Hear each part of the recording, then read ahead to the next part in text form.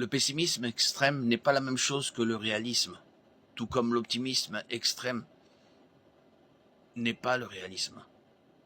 Les réalistes tentent de voir la vie telle qu'elle est réellement, et non telle qu'ils voudraient qu'elle soit. Le pessimiste reconnaît les faits et spécule ensuite sur leur aggravation.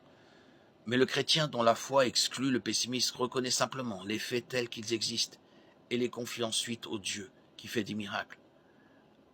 1 Pierre 5, 7, Proverbe 3, 5, 6, Psaume 33, 20.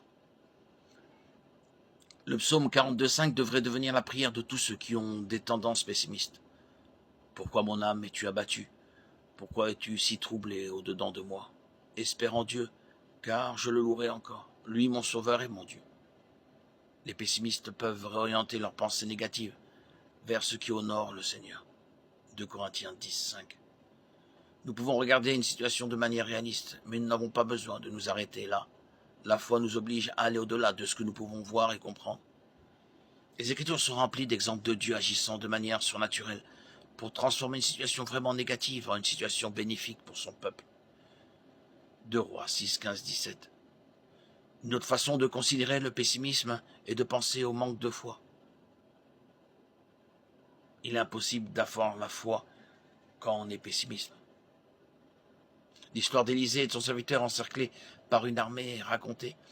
Le serviteur est terrifié, mais Élisée lui dit clairement « N'aie pas peur, ceux qui sont avec nous sont en plus grand nombre que ceux qui sont avec eux. » Il demande alors au Seigneur d'ouvrir les yeux de son serviteur. Dieu répond, et le serviteur est stupéfait de voir les montagnes pleines de chevaux et de chars de feu qui les protègent. La foi optimiste d'Élisée en Dieu l'emporte sur le pessimiste de son serviteur. Les chrétiens devraient considérer leur pessimisme comme un trait négatif à surmonter. Lorsque nous sommes remplis du Saint-Esprit, il apporte avec lui l'amour, la joie, la paix et une nouvelle capacité à croire en Dieu. Galates 5, 22.